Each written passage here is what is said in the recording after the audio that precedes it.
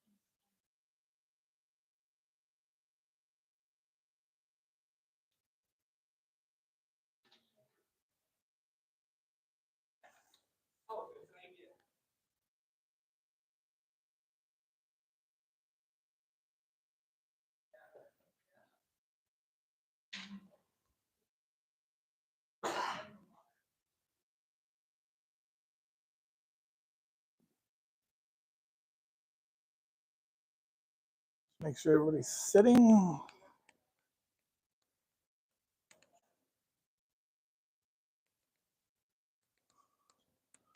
Okay, Bev, we're going to start.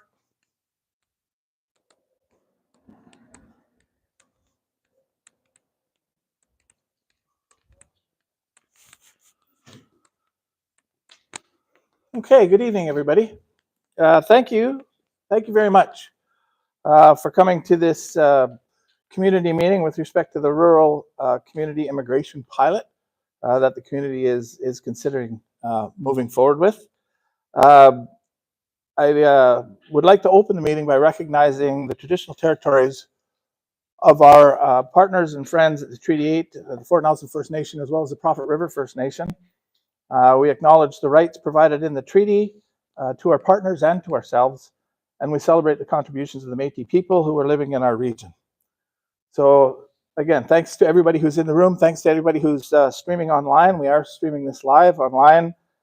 I'd like to thank our staff for being able to pull this meeting together in such a short period of time and provide the technology that we're able to stream it live to anybody who wants to participate out there. So I really hope that tonight, I'll review, the rules of engagement a little bit. I know that immigration is a hot topic, not just in this community, but actually, around the world, and it does elicit a lot of emotional responses.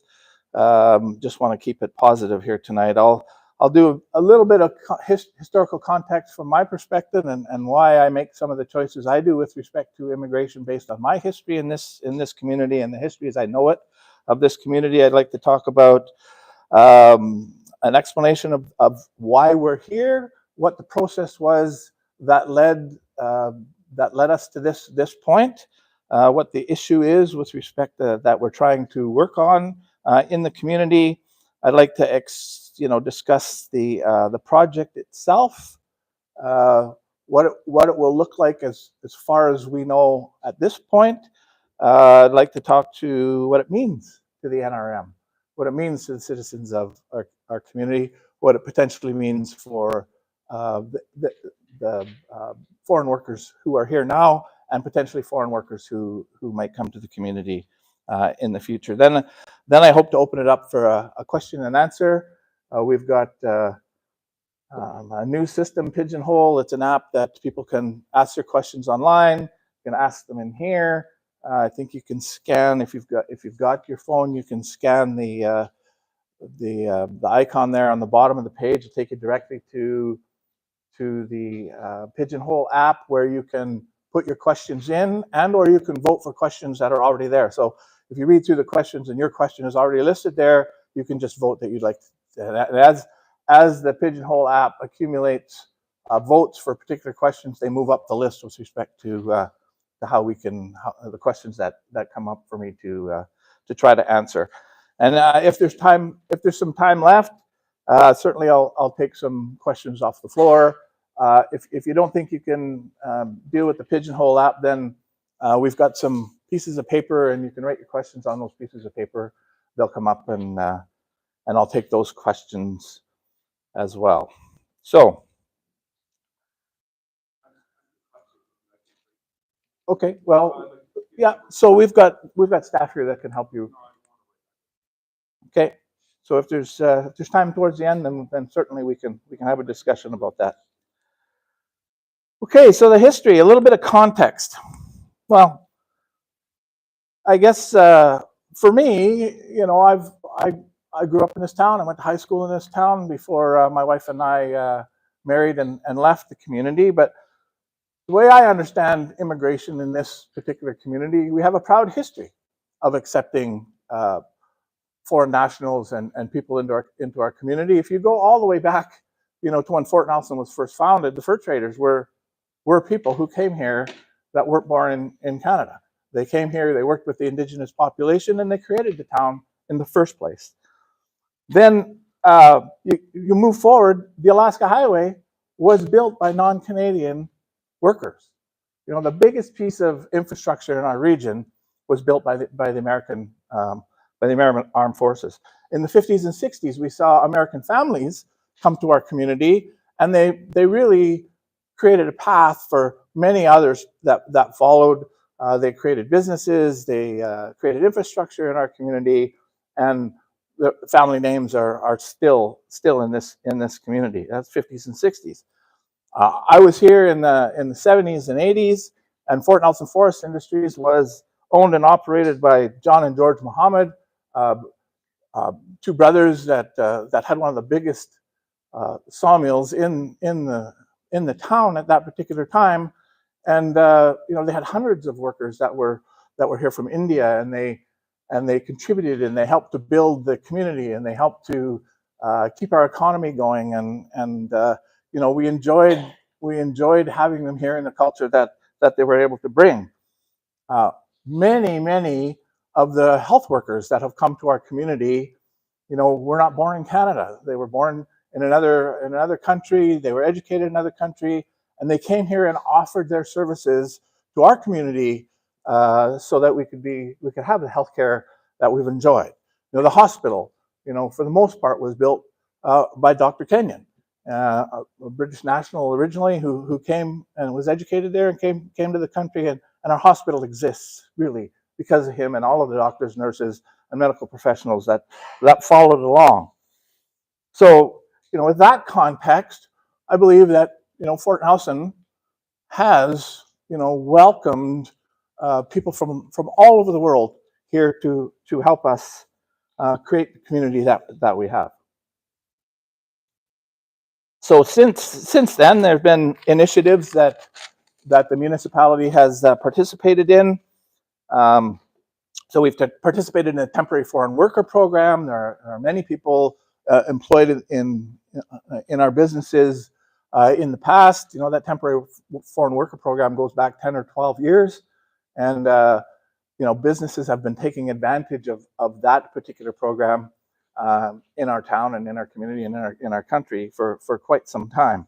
We're involved in the Northeast BC Immigration Task Force Working Group, where all of the communities in the piece and ourselves are working together to try to solve some of the problems that have been put in front of us from our residents who are in the temporary foreign worker program, and from our businesses. We've been involved in and have applied for status in the BC Provincial Nominee Program, which will help us to perhaps get entrepreneurs, foreign nationals who would like to come and start businesses. We'd like to be part of that program as well. So, with that context, that's the way I'm thinking when I'm thinking about solving some of these, or helping some of the local businesses and some of our residents solve some of the problems that they've been encountering. So, what is this project, and why are we even involved? So I'll take you back to last year. Earlier in the summer, I believe that our MP, Bob Zimmer, was in town. He had meetings with people around the community, and there were many of our residents who are here now who are part of the temporary foreign worker program, who had some concerns with respect to that program and the ability for them to become permanent residents in the community and indeed in the province and in Canada. And he told them that they needed to get their mayor involved, and so they did.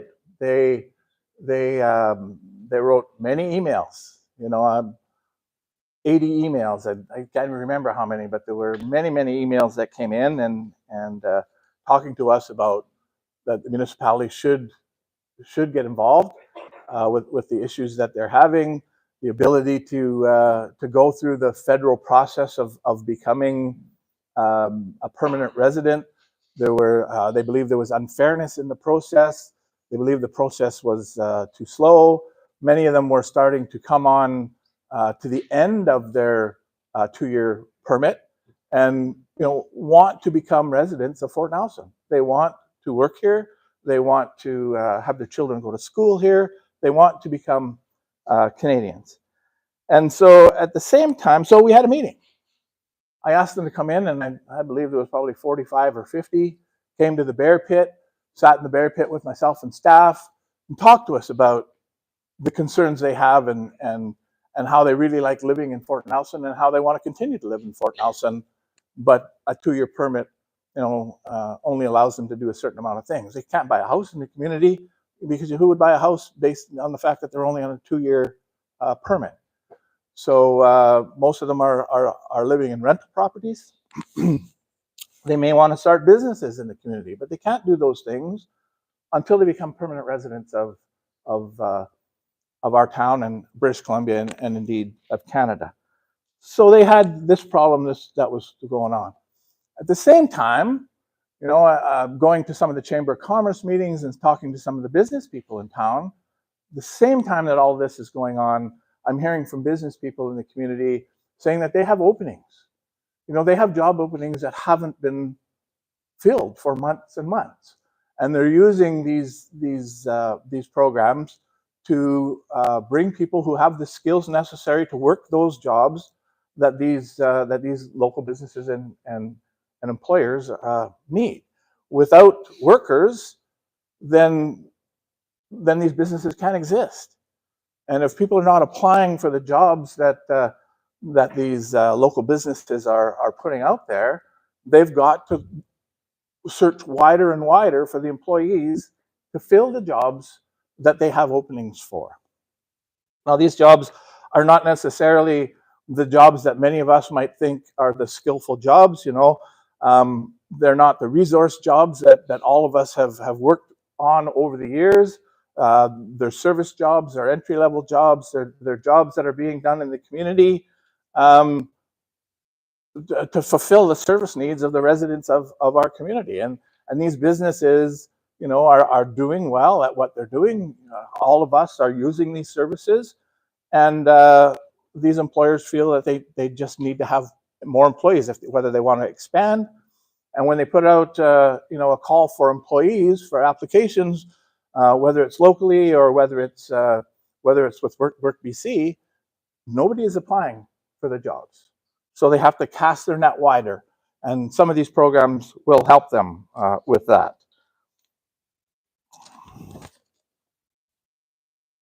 So with that in mind, after we sat down and spoke with our residents who came into the Bear Pit and were talking to us about these issues with the becoming permanent residents, we decided that we needed to get to work. And so we were our staff, particularly the staff in our planning department, started reaching out to other communities in the piece. They talked to immigration officials, and they found that there were similar issues really across the north, across communities in Fort St. John, Dawson Creek, Tumbler Ridge, Chetwynd. And as they worked on this regional immigration working group, they started to realize again that there might be some opportunities out there. And that's when they became aware of this program. And it's not a new program, it's a program that's been going on. There are other communities in the province who are part of this. I believe there's a community in the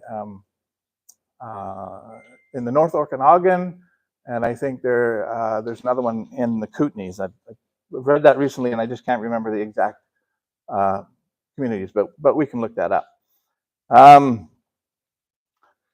So they found out about the RCIP program and decided that it would be worth it to put a joint application, a regional application, into the federal government to see if we could become part of this rural community immigration pilot. So staff brought a report to council in an open council meeting on July the 8th. Council resolved to support the application, the joint application with the region. And so that application then would go from all of the communities and working with Community Futures and Northern Lights College, who will be the lead agencies. Our staff worked together in the working group with all of them to come up with an application. And their application was good. And the federal government got to the point where they agreed and made the announcement last week that the Peace Liard group of communities would be allowed to participate in the program. So July the 8th, we had an open public meeting. It was on the agenda. The agenda is public meeting. Anybody could have looked at that and come to that meeting. We had an update meeting on September the 3rd, 2024, when staff came to us with an update saying that the application had actually been made by the group to the federal government, and that hopefully we could find out something before the end of the fall, or hopefully before the end of the year at least. So again, the application was made and acceptance and the announcement was made last Thursday, and that brings us to where we are now in the process. So it was an open process. It was done in open council meetings, and anybody had the opportunity to participate if they so chose. Yeah. Hang on. No, you're absolutely right. So yes. If I can finish. Let me speak. There'll be an opportunity for questions at the end. Please let me speak. So you're right. The resolution that was put forward was one for supporting the application. So the application was supported. We had staff time participate in order to be able to develop that application and submit it jointly with the other communities in the Peace Country. And so we did that. An update was brought to us again on September the 3rd. So how will the project work as far as we're aware? The process is basically this. The working committee is working to identify how they want to stand up the program. So we've been given authorization by the federal government to participate. We need to stand that program up. So the working committee, which involves staff and the Chamber of Commerce from here, are working together to put the details together with respect to how the program will actually look. An MOU, so I'm told that there will be a memorandum of understanding that comes to the municipality for us to review, which will talk about, the basic process and how we're expected to participate. That still has to come to council. We still have to review that. That will be reviewed in open public meeting. So are we going to get notification? So if that's what you're looking for, then we can then certainly we can do that. We're elected. Please, if I can, there's an opportunity at the end. There's an opportunity, and there are other ways. There are other ways that we will be able to inform you and let you know. Please, sir. I'm trying to get the message out. I'm trying to keep this on track so that everybody who wants to ask a question can ask the question, and then we can finish with respect to this meeting. If there are other things that you want to talk about, I'll certainly stay after and talk to you about your issues. Today's meeting, please, is about the Rural Community Immigration Project. So please keep your comments and questions to that. Our agenda process for our meetings are open to the public. So the agenda is published in advance. You have the opportunity to look at any reports that you might want to look at. You have a responsibility as residents of this community that if you want to participate in the local government, you have a responsibility to watch those agendas and watch for the different things that you may please. So the taxpayers of this community are informed with respect. Our webpage is open. The agendas are easy to find on there. They're posted at the hall as well, I believe. So there's if you don't use the computer, then you're able to come and find out when the next agenda is, what's on that agenda, get a copy of that agenda. It's impossible for the community to put a paper copy of our agendas into the hands of every person in this community. Yes, there is, and I'm trying to help you understand how you can become involved. Please, sir, I'm trying to move forward. I'm trying to help you to understand that what's happening in the UK. What's happening? I don't even know what's happening in the UK. So we're here to talk. Please, sir, we're here, sir. We're here to talk about the rural immigration pilot project.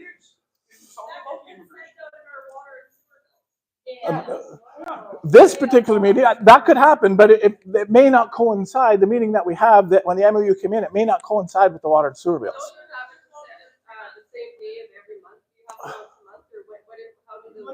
So the council meetings are the second and fourth Mondays of every month, unless it falls on a holiday, then it moves to the Tuesday. So that's the process. You can inform yourself. You know, if it at all possible it coincides, we certainly will send out a notice saying that the MOU is here and we're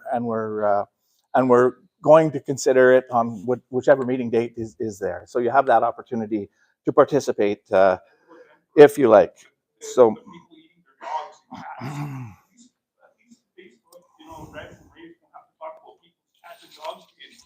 All right. So I got as, please, sir. I got as far as the MOU. So the working group will send MOUs to all of the potential communities who want to participate, and in that memorandum of understanding will be the details of what the program looks like, their expectations, as well as our expectations, and then the council will have an opportunity to debate that and determine whether or not that's an MOU they want to participate in. So this is not a done deal. The next thing that will happen is, as they stand this up over the next 6 to 8 weeks, we're likely to see that MOU sometime in March. Don't know for sure, but based on what they've told me so far, we're likely to see that MOU sometime in March. So watch for it in March. It may take till April, but they would really like to start the program in April. What they'll do is they'll engage. We'll get to that. That's a legitimate question that I would like to answer when it comes time for the question and answer period. So we'll engage approved employers. So employers have to be part of this process. So employers who want to participate will make themselves known. They'll be interviewed. Their places will be. We'll have people going to their places of business to make sure they're in the business that they actually say they are. And many of the businesses in this community, I believe, are already participating. And so, you know, they're participating in the fact that they're bringing in temporary foreign workers, and they'll want to be part of this. And so they will have to be vetted as employers. Then once we recruit those employers, the employers have to be able to identify that they have got a job for a person, a sustained job, a permanent job for that person. So then what happens is, together, the employer and the employee submit an application, and this is the piece that I'm not sure if they're submitting it directly to Canada or if they're submitting it to the working group. That's the piece I don't have that answered yet. And then if Canada agrees that this employer and this worker fits the requirements of the job, then the federal government will go through its process that they go through to ensure that permanent residents meet all the expected criteria. And yeah, well, government won't be prorogued by the time this gets up, but government's prorogued until March the 24th, or maybe less if there are people out there who are able to, you know, convince the government that they should move forward with that. So this is a federal program, and it will continue to operate even one election and into the next term. So the employer and the employee make this application, and if it's approved, then the person gets a permanent residency in Canada, and then that opens a world of opportunity for them. So then the subcommittee reviews those proposed applications, and either they're being asked by Canada or the federal government to, if they agree, or they actually jointly then help put the application for them. I'm just Not sure how that process, but either way, it's going to Canada, and Canada is vetting this person and the employer through their process. Annually, the working committee will be looking at the different sectors in our communities that may need the use of this particular immigration program, and so they'll be looking at the different sectors, business participants, and how the program is working. Scope. So I know there's many questions with respect to how many. I believe it's too small at this time, but it's a start.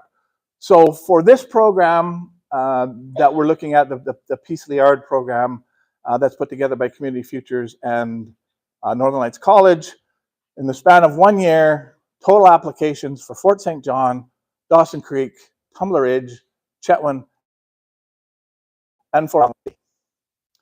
So 60 potential applications to move forward. It's a small number. We have, as I said, there was 45 of our residents,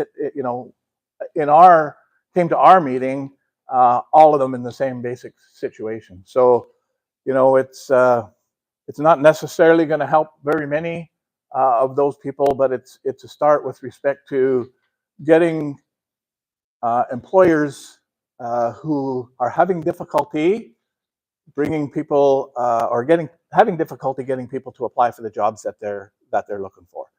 So the types of jobs that we're looking for are in the tourism sector, the hospitality sector.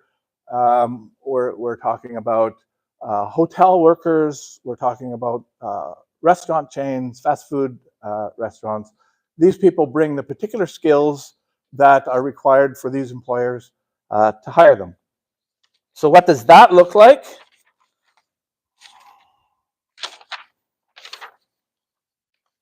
I had a document here that here it is, the criteria for application. Okay, so this is the things that the applicant who works with the employer have to fulfill before they'll even be considered acceptable to the program. and going through this, hopefully it will answer some of those questions that I've seen floating around in the community. So they have to have that valid job offer from a designated and accepted employer in the community. So it has to be a job offer. There has to be a job there for them to come to.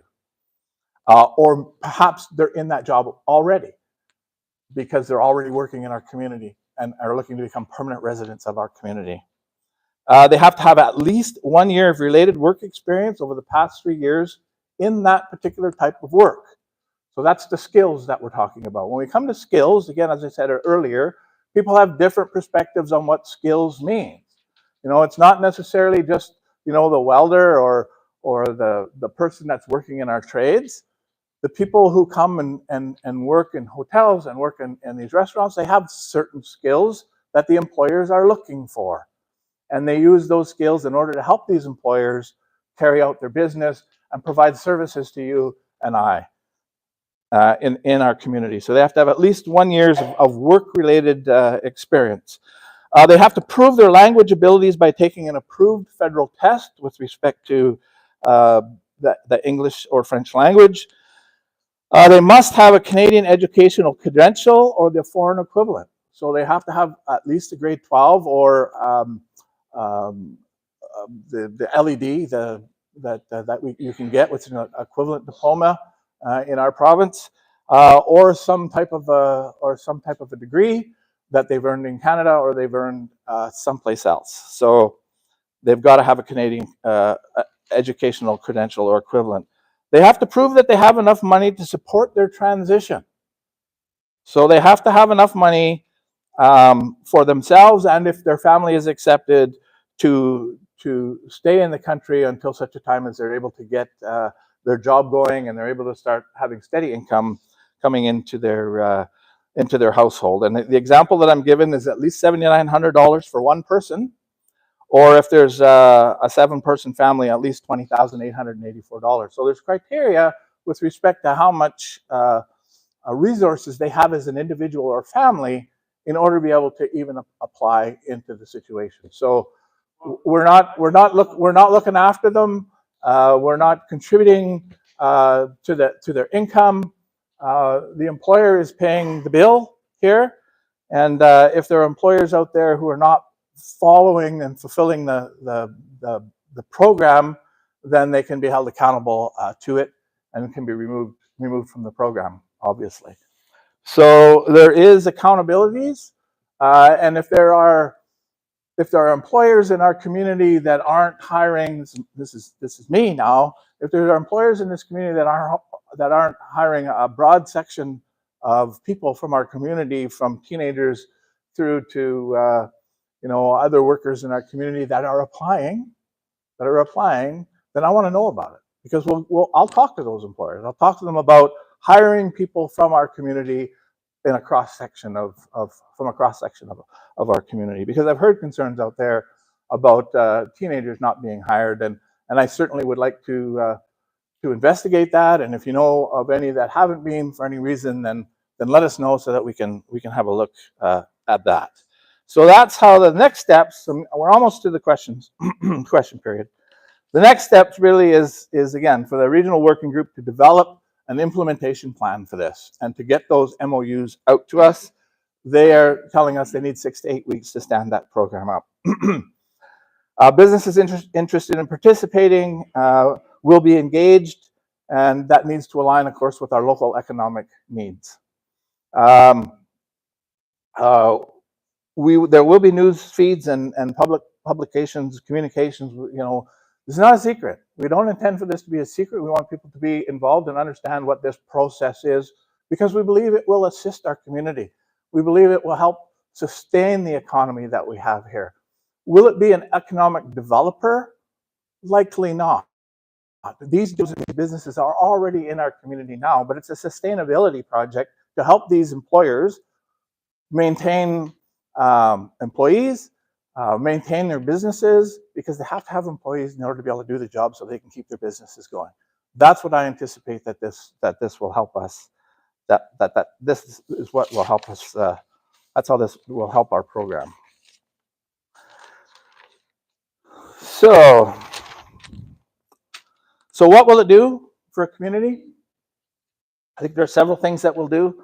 It'll help alleviate this difficulty that local businesses are having recruiting and retaining those service jobs, retail, restaurants, hotels. It'll help the workers who are on temporary foreign worker permit programs now, who are coming close to the end of their permit time. Hopefully it will help at least some of them become permanent residents. And hopefully if it starts to work, there'll be some kind of a bridging opportunity for those workers who are living in our community now, who are working in these jobs now. Yes, that's right. I'm just finishing up. Okay. So it'll keep our economy sustainable. It supports our population, supports the school enrollment, supports recreation programs in our community. And there's enough teachers now, and for the most part, those people are in our community already. All right. So those are the words. Those are the comments that I wanted to have. I'd like to move into the question period, but I need to make sure, as I said, there's a lot of concern to the point of anger for some people, and that's and understanding, and people would like to see some understanding, and so that's what this meeting is for, is to try to answer those questions. So the guidelines for participating in this question period: please have respectful communication, right, with all participants. Let's ensure that our questions are courteous. We want to avoid any discriminatory comments or inappropriate language. Stay on topic, right? So this meeting today is about the Rural Community Immigration Pilot Project, what we're doing, how it came about, how we're trying to move it forward. Please keep your questions, because it sure sounds like there might be a lot of them. When we get to the verbal question, please keep your questions clear and concise. I'll hold you to 30 seconds to develop your question and ask it, so that we can get to as many questions as we possibly can. Please don't interrupt the people who are trying to ask their questions. If I'm trying to make an answer, please don't interrupt. If you've got another question because of something that I've said, then please write it down and get it in, or hold it until we have the verbal discussion. You have the ability to use the Pigeonhole platform, and there are many questions on there. You have the ability to vote for some of the questions if you'd like to see those questions come to the top. You can write some of your submissions down, and if you're not comfortable with that, then hopefully we'll have time at the end for verbal discussions. There's feedback forms here that you can fill out, and you can give us your feedback with respect to the program, with respect to the facilitation of this meeting, with respect to this meeting and having this meeting at all. So that brings us to the question period, and I'll go to these questions that have been submitted by people throughout the day on the Pigeonhole application. And so the first question that's here is, are you planning to bring doctors, nurses, or just cooks, clerks, cashiers? Do you have any plans for local youth employment and training? And I hope the employers don't abuse the program for their financial gain. So we are not bringing anybody here. This is a program that's a federal government program that we think if we participate in it, employers will have the opportunity to make applications to the federal government to allow some of their employees to become permanent residents in Canada. I'm told by the folks who sat with me in town hall that they want to become residents of our community. So when it comes to doctors and nurses, there are other paths to citizenship for doctors and nurses. They meet. Now, I'm not an expert, and please don't hold me to being an expert with respect to that. I'm educating myself with respect to this particular program that we might participate in. If you've got questions for the feds, then you need to give those questions to the federal government. But there are other avenues. There's a system in place which scores points based on communities you live in, based on the skills that you're bringing, the professional status that you bring to Canada, and doctors, nurses, professionals, and that's probably a better stream for them to participate in. So first off, we're not bringing anybody here. Second of all, it's for the employers to move forward. Third, the question for youth employee and training. I want to see our youth being employed in this community as much as anybody wants to see that. Again, if we've got employers in this community that are participating in this program that aren't also hiring teenagers who are looking for jobs and who are applying for jobs to these, then I want to know who those are so that we can talk to these employers about that. When it comes to the training, really that's Northern Lights College does the training with respect to our kids after they leave high school and as they come into vocations, and we do everything that we can to support the Northern Lights College.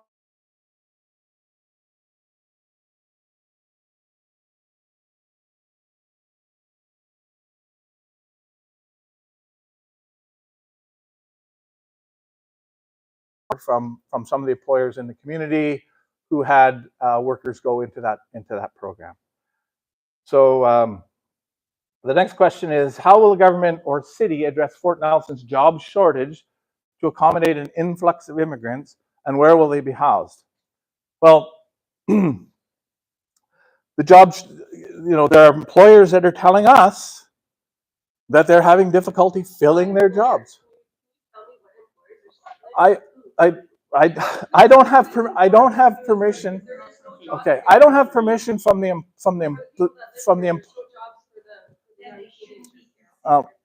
Okay. This was put together very, very quickly, this meeting. I didn't have an opportunity to talk to the employers in this community to get their permission. Businesses in the hotel. I'm not going to tell you the individual. I'll tell you the hotels are struggling. There are restaurants that are struggling out there to get employees that can do the jobs. There are retail businesses that are struggling. So there was a question that came in on app that we checked to see how many job applications are open, because I don't know the individual employers and what they're doing with respect to the specific job processes that they're going through to attract residents. But I do know that WorkBC does that. And so our staff looked at the WorkBC website today to see how many job openings are available in Fort Nelson. The answer is 100 job openings available on the Work BC website. So then when you look at, there was also a question there that talked about, well, what is the unemployment rate in Fort Nelson? As of the last census, the unemployment rate was 9.3%. Put that 9.3% into the number of eligible adults for jobs, that's about 200 people looking for work in this community. So there are more people in this community looking for work than there are jobs available. So those are the statistics that we got by looking at those websites and those job sites that we were able to look at. Those are numbers that are being kept. I mean, they're the numbers that we have. You know. There is no industry here. Spectre just left town. That's 59 families right there. Like, it's absolutely ridiculous to come up with these numbers. There's no industry here. I understand. I understand that. I understand that we are in difficult times here. Yes, but know, this you don't seem to worry about the taxpayers here that are living here, that who are struggling, the businesses that are struggling. And that's exactly why we're here. These businesses are paying taxes as well. These businesses pay taxes in our community, and we're here trying to help them. How are you helping them? We're trying to help them retain employees. We are trying to work on that. We try to work with BC Rail. We're talking to the province. We're interacting with potential investors in the community. No, you're not going to see a thing until these people are till people are prepared to invest in the community. So I need to keep this on track, folks. We're talking about the Rural Community Immigration Project. Yep. Unemployment rate is 10 or 20% in Fort Nelson. 9.3%. Last. Well, how's that figure out? Well, that's. Doesn't work out in the numbers. I really think I can understand Fort St. John, Dawson Creek, all those that have lots of time, lots of stores, lots of availability. But in Fort Nelson, we don't have that figure. And in the past, employers have used these things to benefit themselves. Immigrants were brought into the country. The government paid half the wages. Okay, so this is what's happening. So there's you're going to have within a few months, or few months, we're going to have another election. And can you guarantee that this program is going to suffice when a new government comes in and changes it? Yeah, you're starting to talk to me about things that are way above my ability to predict or comment. Absolutely. How am I supposed to know what's going to happen after the next election? I mean, you're putting an awful lot onto a small town mayor here. But let me answer the question that you posed. The employers have told us that they have job openings that have not been answered for months. I can't tell you which employers. I know it's none. People don't have jobs here. And you know what? A lot of people would come up here for $17 an hour, pay $1,100 for rent. And they do. Right now, and they do. $1,000 in the Lower Mainland. They do. We live in a house that leaked, and the government told me to live in a shelter with my kids. That's really nice. Yeah. I get to live in a shelter, and you guys. So your personal housing and rental issues. I'm prepared to talk to you after this meeting. About your concerns.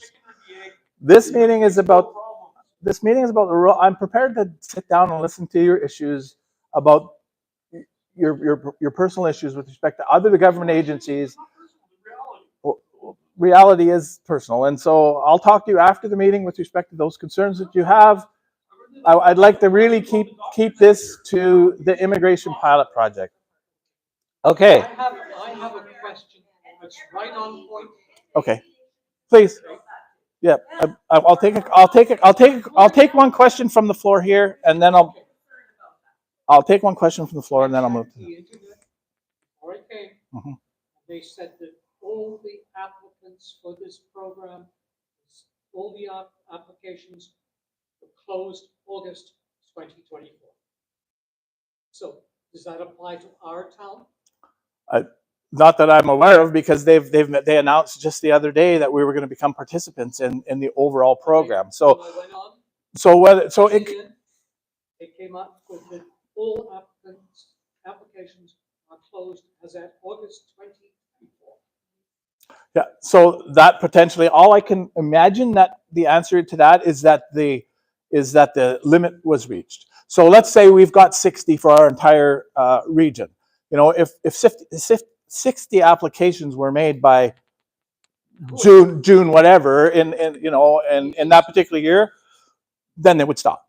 Right. That's correct. That's 60 applications in the entire region of the communities that are participating: Dawson Creek, Fort St. John, Tumbler Ridge, Chetwynd, and Fort Nelson. How many are coming here? I don't. Here? We don't have police officers. We don't have doctors. Yeah. Well, they can sure as hell get our kids working in East Green by doing a work program for our teenagers. Yeah, I'm certainly interested. I'm certainly interested in your ideas on how we can do that. I'm certainly interested in listening to the ideas that you have with respect to those issues.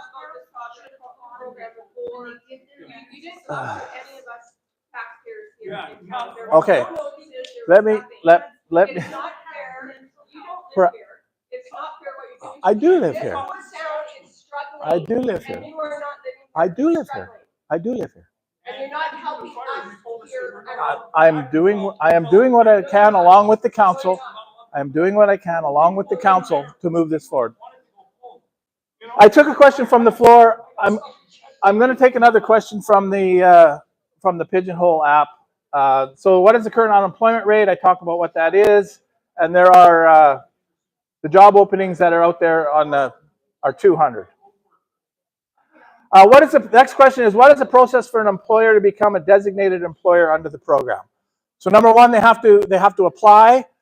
We will have, that's one of the things that we will do as a community, provided that we sign the MOU moving forward, is that our staff will actually go out and interview the employers that want to participate in this. We'll look at the employment opportunities, talk to them about their hiring practices. They will be vetted with respect to how they're going to come into the program. So yes, so that's, so far I understand one of the requests that will come with the MOU is for us to use staff time, probably our economic development officers, to go meet with employers who potentially want to become part of this program, and these are the finer details that have not been worked. What questions are they going to ask them? What answers do they expect to hear? Those are details that I'm unaware of yet. Those will have to be put together by the working committee, you know, in the next 6 to 8 weeks, as far as what, and I'm sure this program is not brand new. It's brand new to us in this region, but it's not brand new. So there are other communities out there. I do not know how old. I don't know if it's 2 or 3 years in the running. I've only just become aware of it myself this year in this process that I explained. Will Fort Nelson receive special consideration or support due to its size? I suspect that, again, it's a detail that I'm unaware of, because I don't know how the committee is going to be structured. We will definitely have representation on that committee. We will definitely have opportunity to put our say in. We'll definitely use these people. I suspect somebody from our staff, I suspect somebody from the Chamber of Commerce will be on that working committee and potentially be part of the vetting committee with respect to the applications that come in. And if our community isn't being supported, through added resources in education or housing or hospital and things like that, is it something that the town can go on, or the municipalities, and say no to? I really hope that this program will help us to leverage the opportunity to get more support. Like, for instance, the RCC, who's responsible in Canada for immigration, just cut the funding to all the literacy societies, and the literacy societies, have had a contract with the federal government to supply services to assist immigrants and people, and they cut that funding, right? We've already written a letter, back to the feds, indicating that, that's critical funding for for our literacy society. It's critical funding and support services that we need in our community.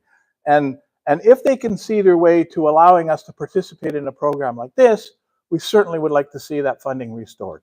And so this program, if we end up actually becoming part of it, because we accept the MOU and we accept the benefits and can work with the challenges that it may present, then we will hopefully be able to get more services from the province and from the feds. It gives us another opportunity. The only example they gave me was the literacy. Well, that's the only one that I'm aware of right now that has lost. I'm sorry. So repeat your question again, please. I said, so we're bringing in more people, we don't have enough resources in our hospitals to protect everybody here, we gotta get medvacs. And now we're gonna bring in more people, hoping the government will go, well, Yeah, the vast majority of the people who will participate in this program are in our community already. They're here. No, I can't, but they're here now. Council can't even take into consideration what might happen when the government might change. So if we're not projecting and taking educated guesses on what could happen, making a backup plan, we're not ready. We're not ready. We do not have the mental health professionals now in town. We do not have the emergency services now in town. Yeah. We do not have healthcare now in town.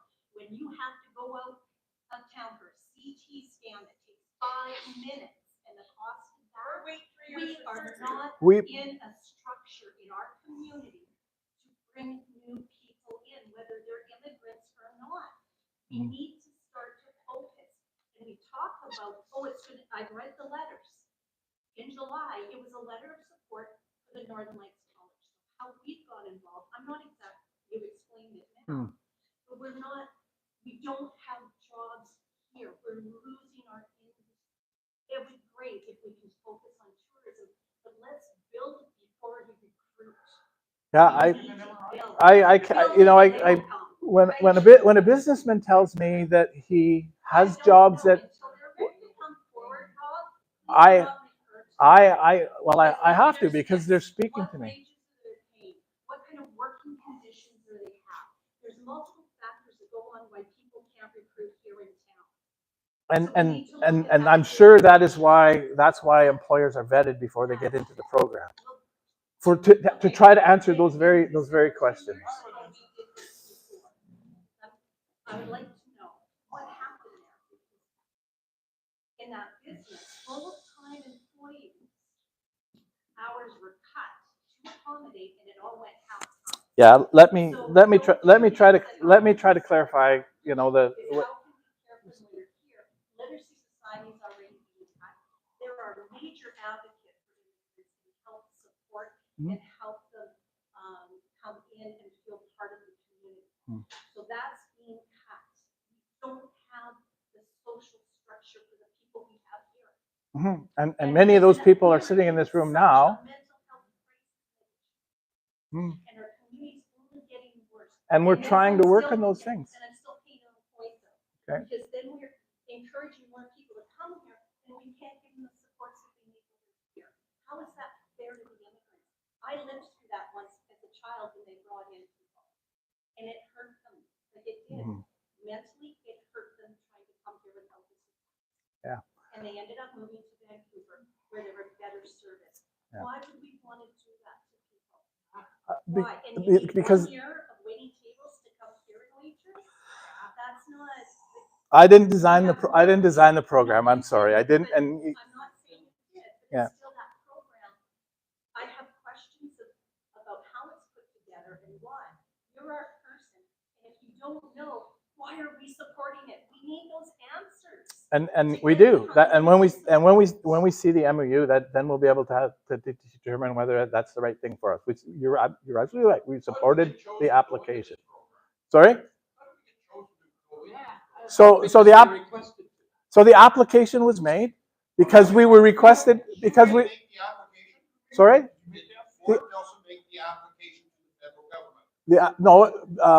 we were in a group of people. I explained earlier that we were in a group of people that included Community Futures, Northern Lights College, and several other communities who supported the application by those people to the federal government to be participate in this. Made the application in the federal government.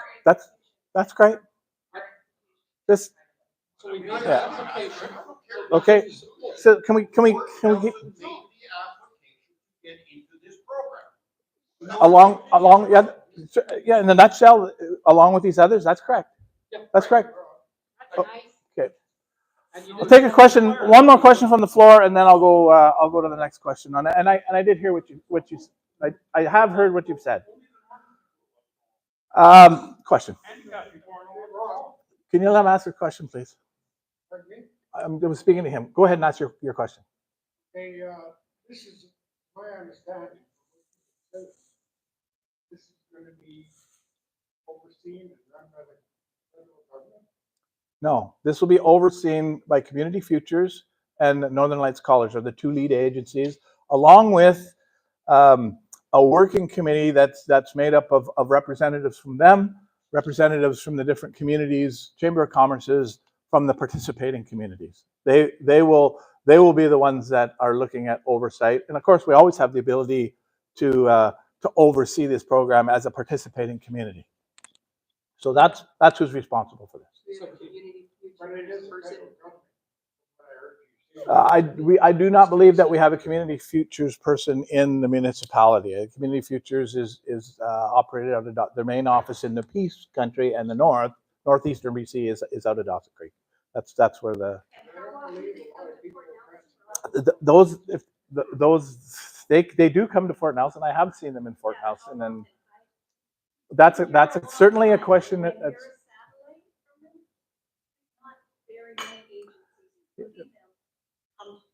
I agree that the isolated nature and the distance we are from places makes it difficult for some of these agencies to put people here and find people to actually come here and man their potential offices and or come here as a satellite. I absolutely agree that that's something we continue to work on to try to get those agencies to provide services to our community. I think I saw a question over here somewhere. Yeah, go ahead. So just to understand this program, so the potential number of people that are coming to the community is based on applications by business.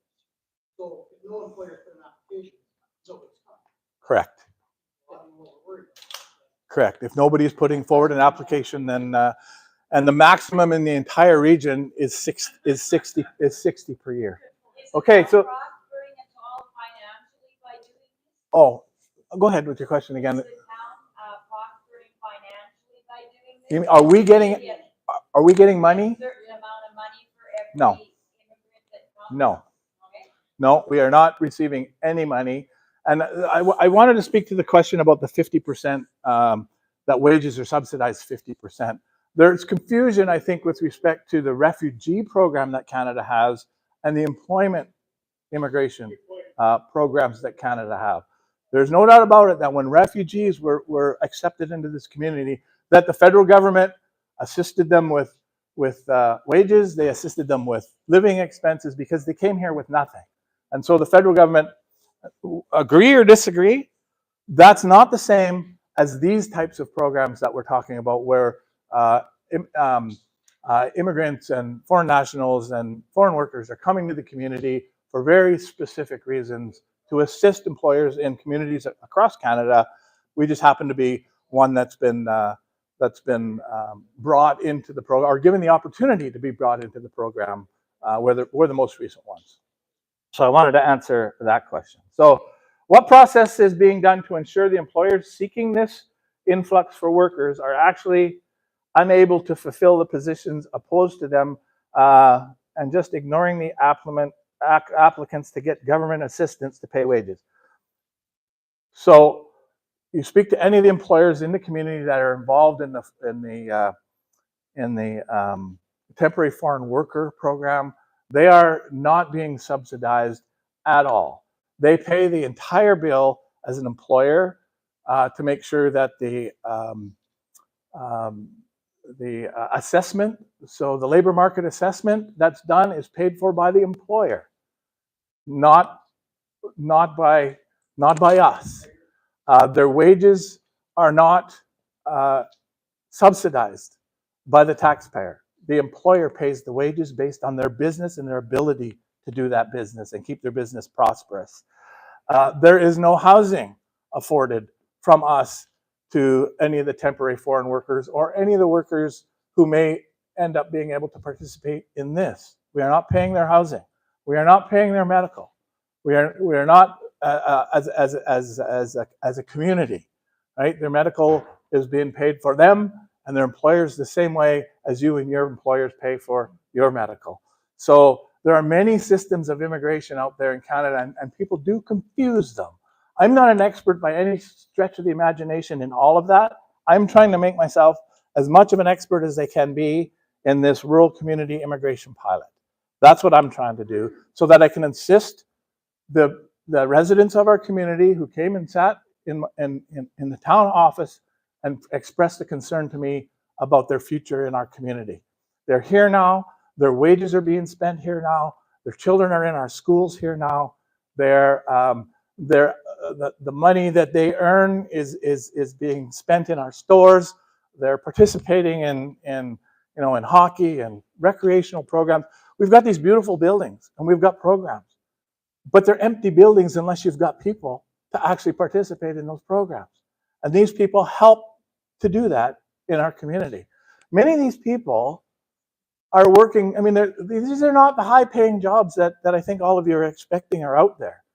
These are minimum wage jobs or slightly better. I think there are some of these people who are working 2 jobs so they can make ends meet just for the chance to become Canadian.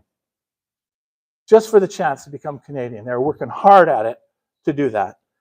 So I've got one more question on here, and then I'll take questions from the floor again. What will the priority jobs for the program be? So that's employer dependent. Okay, so the committee, the working committee, will determine the sector that they want to see this apply to. So is it tourism?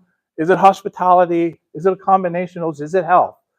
I suspect it won't be health because I think there are other paths for health workers.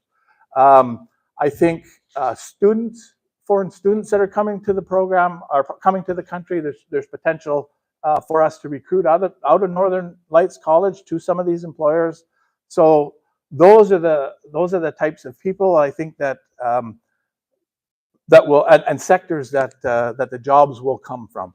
So I don't know yet what the working committee, they'll look at the region and they'll look at where the need is the most. So there's no priority jobs that I'm aware of at this time.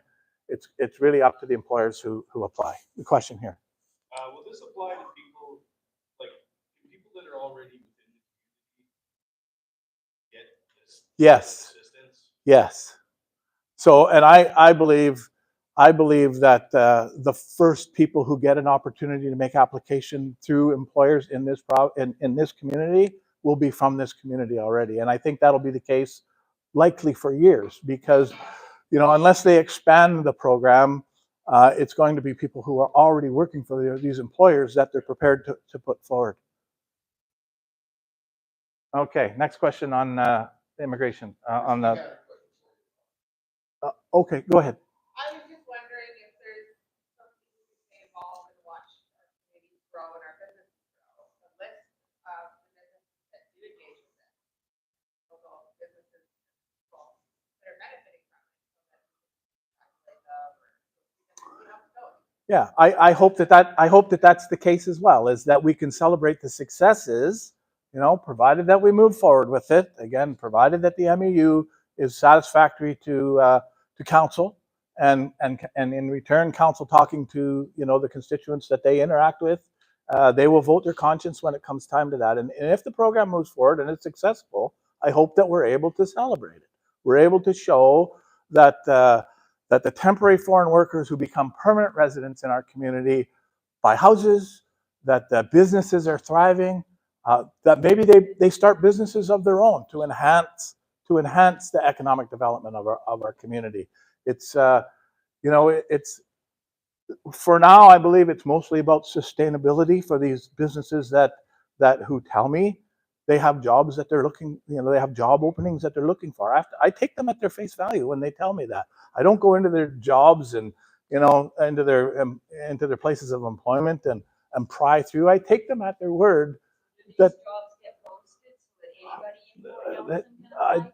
if that should be the way these employers are putting them out there. I haven't engaged with the employers to find out the specific methods that they and I'm sure that we will. What are the specific methods? They have to have a viable job that nobody has applied for. That's part of being the viable job in the application. I mean, they're going to be vetted through the job itself. Will be vetted through this group. The job itself will be vetted by the federal government. So all of it has to fit whatever the application process is, that it is a viable job that's not taking a job from somebody who's already here looking for work.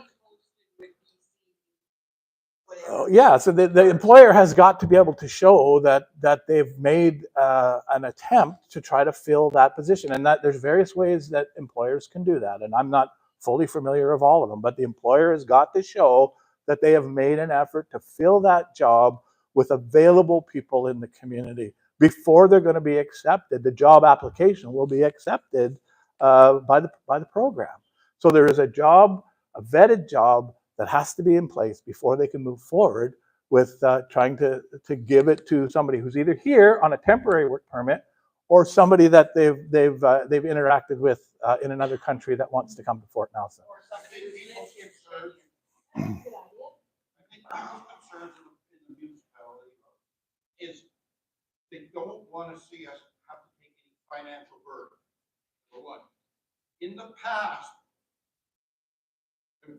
businesses in this town have used that program, the 50% program, to make sure that they only have to pay half the wages. I can name them right offhand. Tim Hortons, IGA, Husky Oil. They all use them as a benefit to themselves.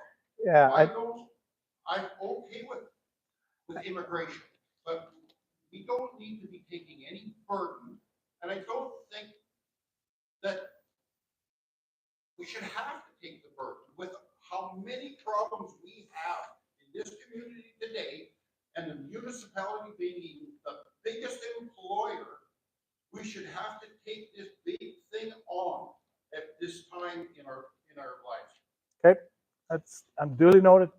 Duly noted. Next question on Pigeonhole. How many program applicants will be skilled versus unskilled, and what is the average education level? So this question obviously came in perhaps before I had made mention of what the expectations are. It's your definition of skilled versus unskilled. If you think a skilled person is only a welder or a tradesperson, that's not the way this is not the way we're looking at this. These employers require employees who are skilled at the work that they do in the job that they have. I mean, everybody will have a different interpretation of what skills are. That's part of the reason why it takes at least a year of experience, because there's skills that people will develop in that first year of employment in whatever it is, but the employer is looking for people who have the skills to do the job that they need to serve us. These businesses are here serving us. You take your money and you go to these businesses and you put your dollar down to either get a service or to get a product. It takes people to run those businesses. I don't have to tell you that. If they can't get people from the community to apply for those jobs, and they have an extended job posting, this gives them the ability then to make an application. But I suspect that won't happen for several years. There are many employers working here now who have employees on temporary permits that want to become permanent residents, and I think they will take those first opportunities to apply for permanent residency through this program. Sure, they've been, and I certainly hope that employers will do that. We've already done the priority jobs for the program. That question's been asked already. I'll take another question from the floor. Go ahead. Once this program is all done and over and they have the permanent residency, what's to keep them from just leaving? Nothing. Nothing. There's nothing. But what we do is while they're here, we benefit from their willingness to take the job. We benefit from the culture that they bring to our community. We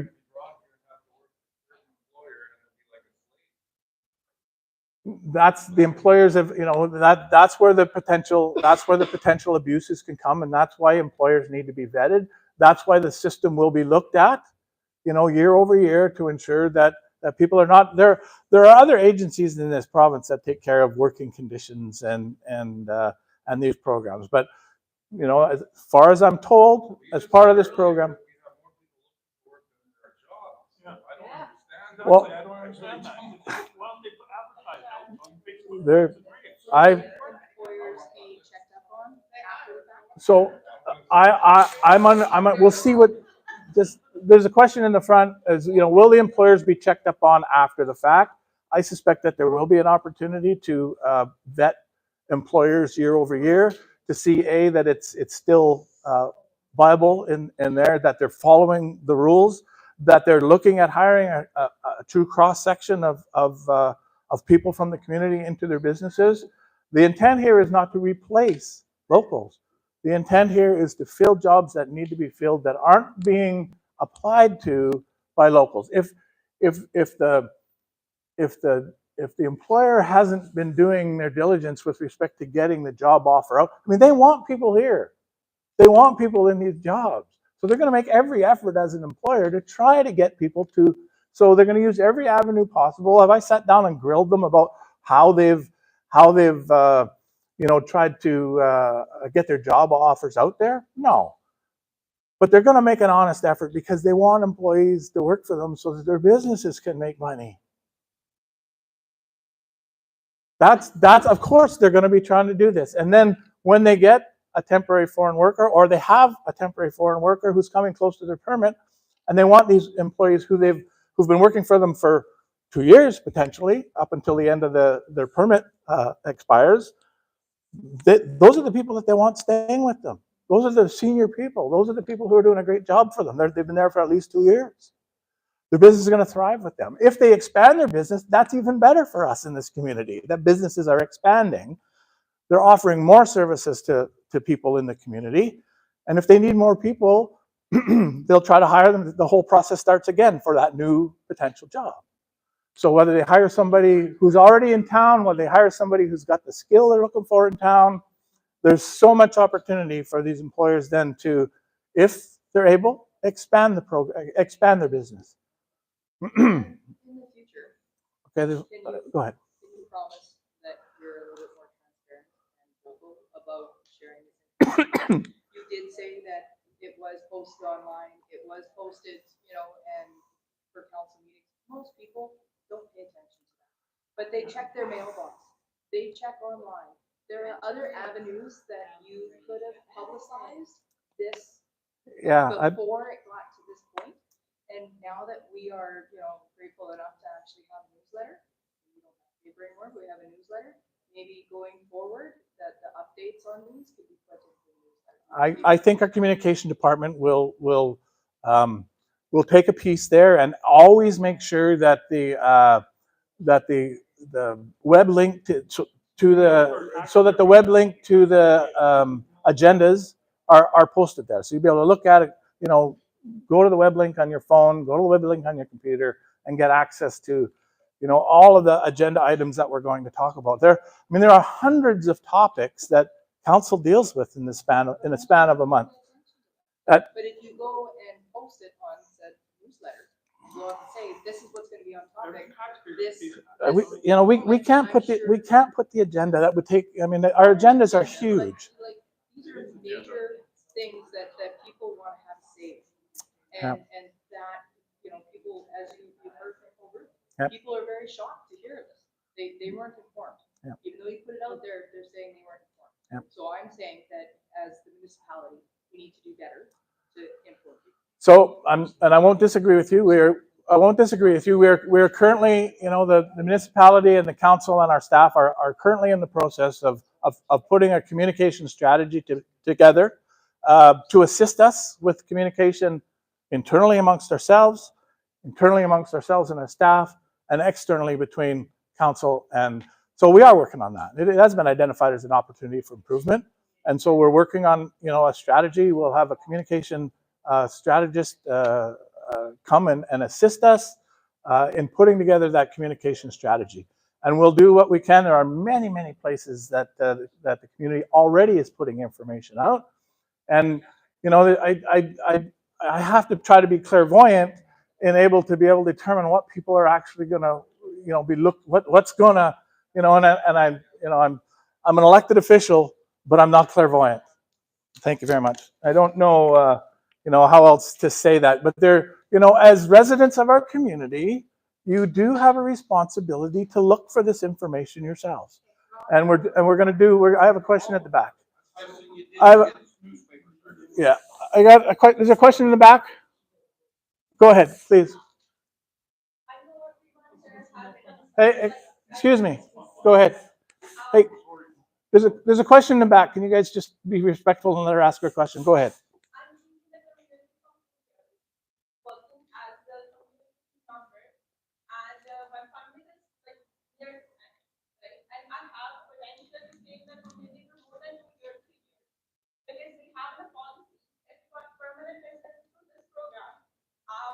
Leave the community under 3 years. If we leave, we're going to cancel our permanent residence. This program has already been in the community with other countries. So we have to know that it's going to be here as well. I moved here 2 years back, never knowing that this program is going to come. If I'm living in the community for 2 years, I will definitely have a plan to stay longer. Like, so it usually is precedent. Like, yes. So Don't get housed for 24.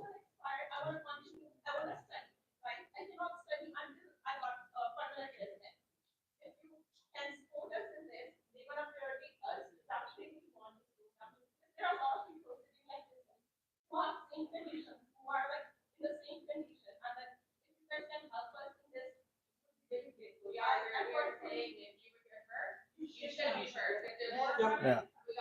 And I would hope. I can't dictate how this program would roll out, but I sure hope that will be the case. I have another question. I think you were first. Okay, so I have been in the community from more than 2.5 years now. So I was working as a resident team member. So now I'm working as a community support community service worker. So I have I still have my permit for a little while, but the thing is I want to continue the service, like helping the kids, the diverse kids, and so for that I need residency. So that's, if you guys I know there are concerns in health sectors, like I see a lot of times the hospitals are closed. I have also concerned about those, like there should be social studies, right? So like even if you want to study, let's say I want to study, I want to do nursing, I want to have like wherever I live, I have a plan to stay here because life is easy. I know a lot of people have their family members in big cities. Life is really hard over there. Life is easy. I find it like much better living here, and I want to stay here at least for 5 years. I can say that, but like let's say if it extends, like I don't have. I mean, sorry. So thank you. I don't want to cut you off, but the rules. I set the rules early. Yeah. So do you have a question? I'm sorry to interrupt you. Thank you for sharing your story. I'm sorry to interrupt you. Do you have a question, or are you just commenting on your situation, which is important to me to get through the question? So. That's all I'm here to support everyone who is here, like from a while living in the community. Yeah. So what I take from your experience and what you've shared with us is that not only do you have skills with respect to the job that you're doing, but you have other skills that you're willing to share in our community. And for you, it's working with children. And so that's another benefit. If there are other skills that a person has, even though their job happens to be a skill that they're not educated in, they've got this other skill. That's a benefit to our community. And it's the same as many other people who come to our community from all different walks of life and nationalities and Canadians. They have multiple skills that they're able to use in our community. I definitely see that's a benefit. Question back here, and I know you want to ask a question, but you've asked several, so I'd just like to get these folks who haven't asked the question yet. Go ahead.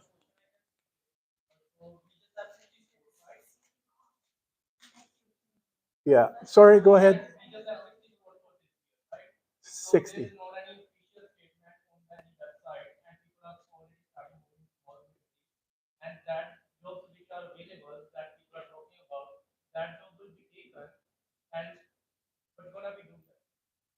So, you know, as far as I'm concerned, the number is too small, but that's what's been given.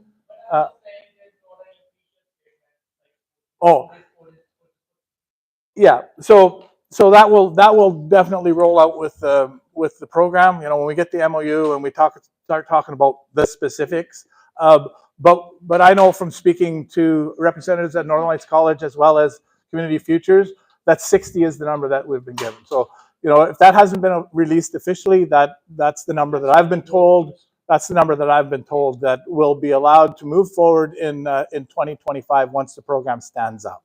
So perhaps to the question that was earlier, you know, that the program was cut off in July of 2024 or whatever it was, they probably had reached their maximum. I'm thinking that was in August. Yeah, I'm thinking that they probably had reached their maximum.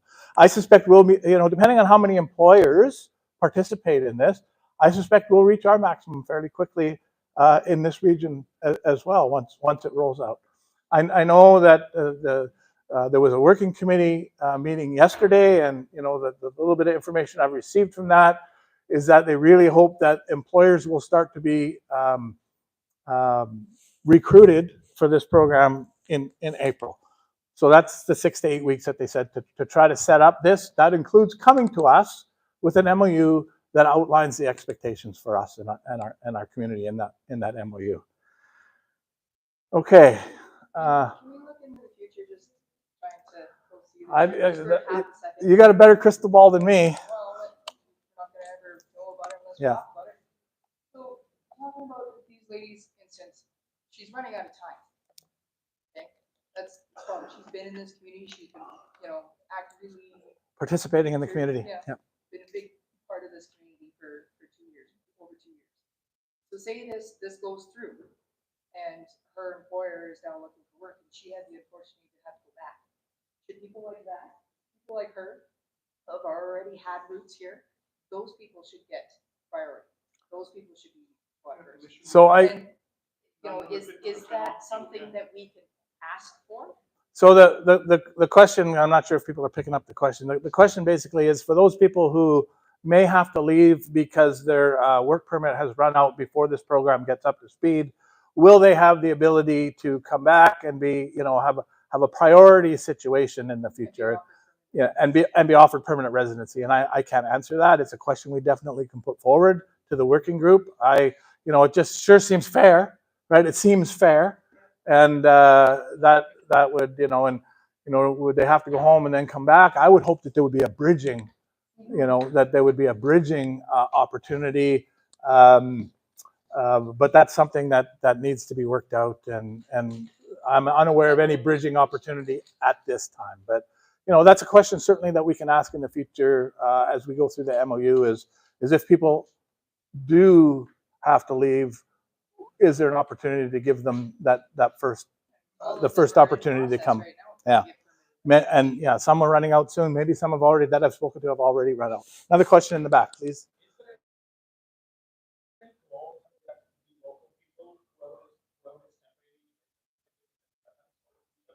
Yeah, that's going to be up, you know, between the applicant and the employer. Which one of their employees are all of their employees going to be put forward? You know, that there's only 60, and so they're going to have to be vetted somehow.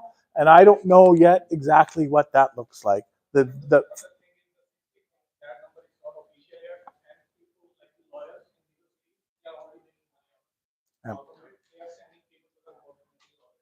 Yeah.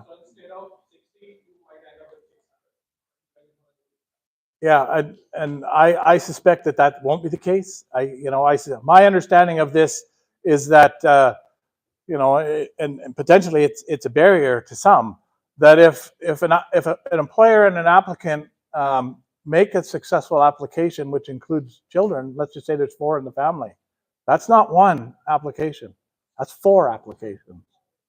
4 applications, even with the children. So because there's, at the federal level, they're trying to limit immigration at this time.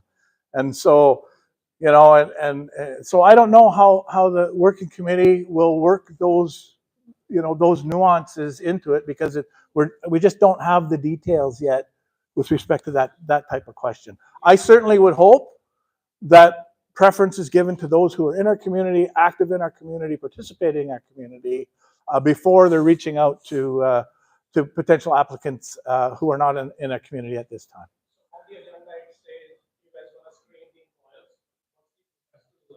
Yeah, so I answered that question before. So I don't know the details of the questions but we will have staff. We're going to be asked to have staff, probably from our planning department, probably our economic development officers, to go sit with employers and vet them through the program. I don't know what the interview questions, I don't know what the answers are supposed to be, I don't know any of that.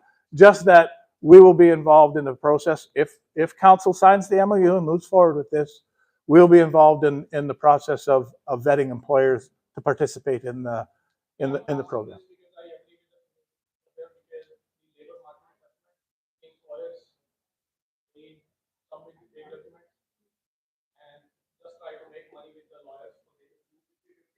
Yeah. And we certainly want to hear about any abuses that might be happening in the community, because it's just not fair. It's just not fair to the employees who have become residents of our community. They've become our friends. Their kids are in our schools and are friends with our kids in schools. They've become active participants in our community. And so if there's abuses, we want to know about it, because it's not just the economy we're interested in, it's the condition of the residents who live here. And so we definitely would want to get involved in moving any complaints like that through this process or any other process that we can to assist people who are being abused in their work. There are other agencies who deal with that we can make complaints to if that's the case, or at least assist the person who has a complaint get into those processes. So will you introduce an education program to encourage youth to take a low-wage entry-level job while running this immigration program? So I would hope that's one of the reasons that Northern Lights College is involved in this program, is to help educate youth and potential employees, younger employees who are coming into the workforce, and I hope that this program would expand to that. Are we going to do it? Probably not, but we look to our educators in our communities to. It's a great question. As this program runs forward, are we able to engage with our educators in our community to encourage this type of activity, education, and becoming a person who understands how to apply for a job, and the job skills that they might need, and the responsibilities they have in employers, and how to be safe in a workplace, and how to ask questions. All of these things you would hope that we have programs, and the programs will stand up to do that. So I saw a hand here.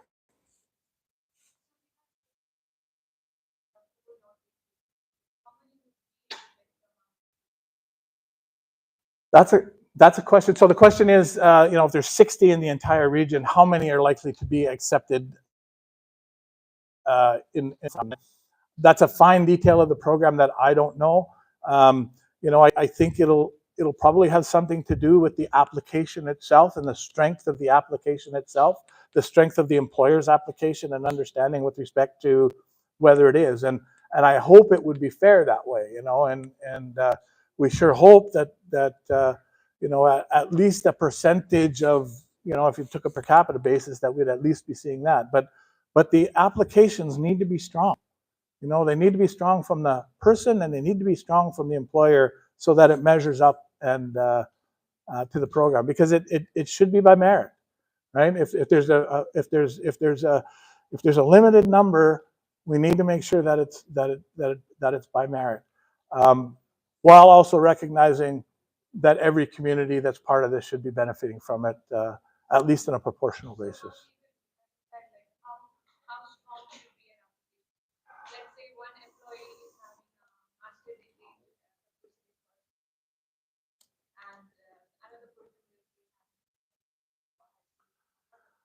Yeah.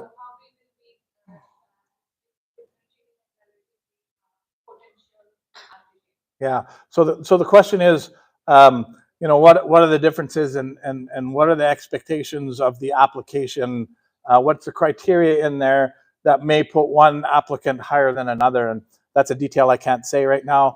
I would suspect that's going to be between the employer and their employees as a group, right? I think employers will be talking to their employees as a group to understand how the program works and how they're going to make the best applications move forward. And the employer is, unfortunately, there's just not enough placements in this particular program. And this is not the end for us. We'll also try to work with you and others to look at the other avenues that might be available to us. But this is a start, and we're going to want to see the strongest applications moving forward. And I just can't tell you, what that looks like.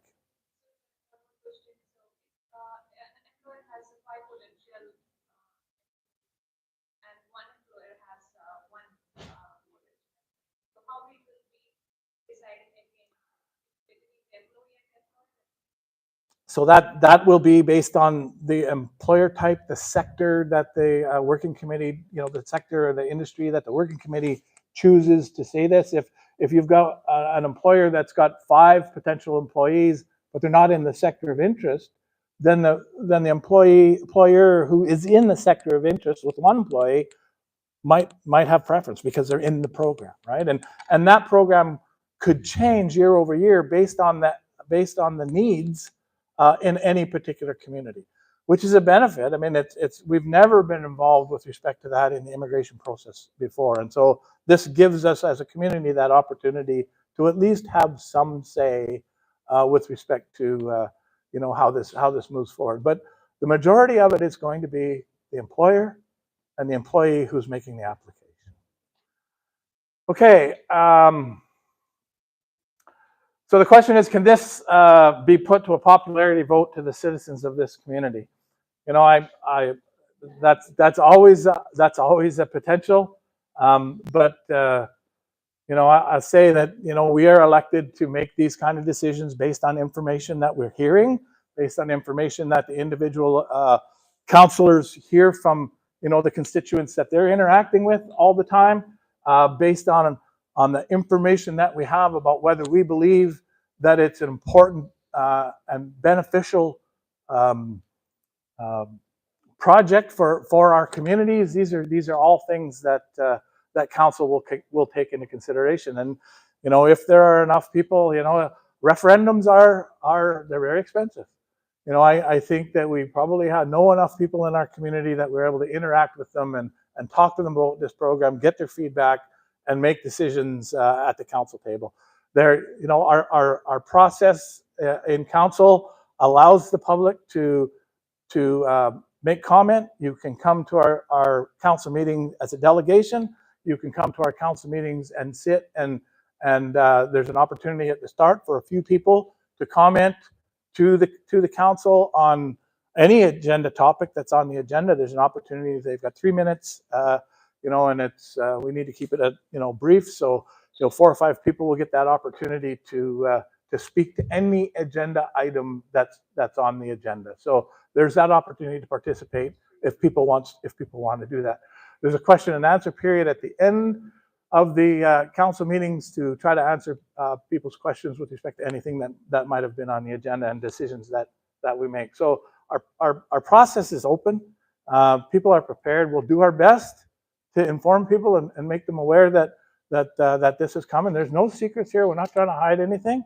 The more input we can get from our public, the better off we are. So I'm going to take 2 more questions, and then I'm going to end it for the night. Go ahead.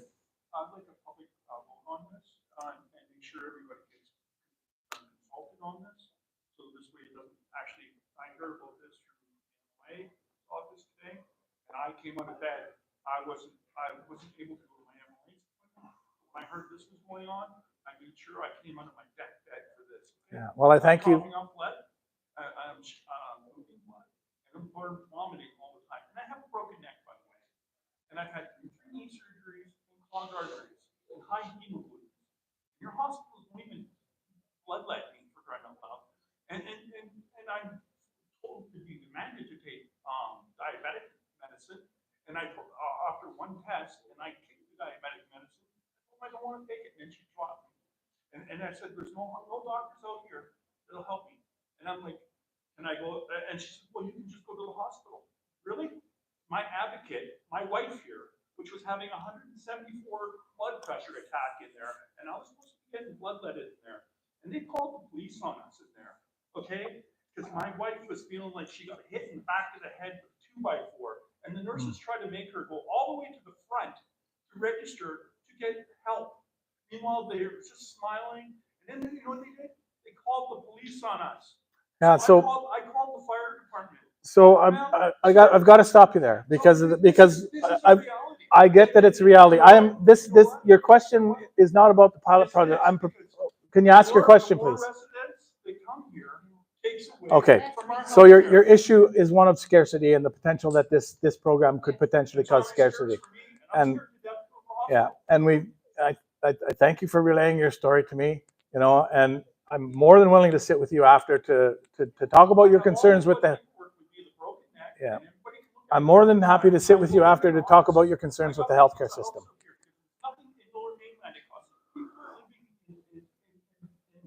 Okay, I'm going to cut you off there, and I'm going to take the next question. Is there anybody else who has a question before we finish? Last question from the floor.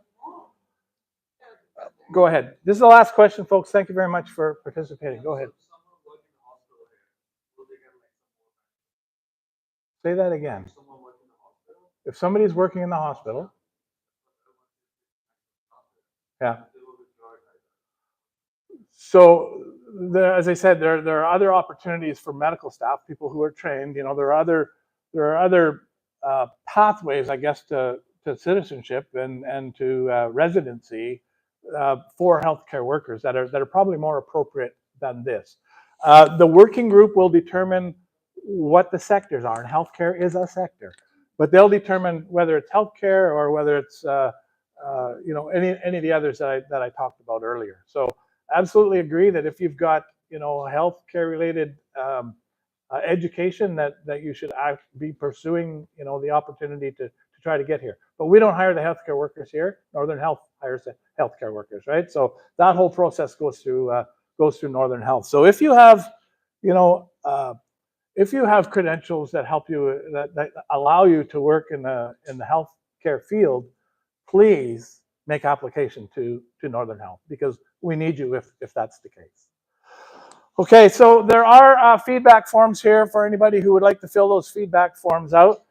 You know, I'm not sure about this Pigeon app. I don't know if there's the ability to answer the questions and then people can look at the answers.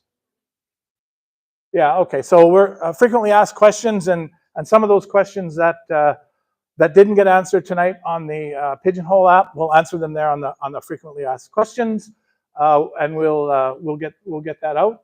You know, we'll make it available by all of the communication opportunities that we have. So thank you very much, everybody, for coming out tonight. I hope that I've been able to answer some of the questions, clear up some of the misinformation, I guess, that might be out there. Try to understand the difference between. Try to help people understand the difference between some of these immigration programs. So thank you very much, everybody. I appreciate you coming out.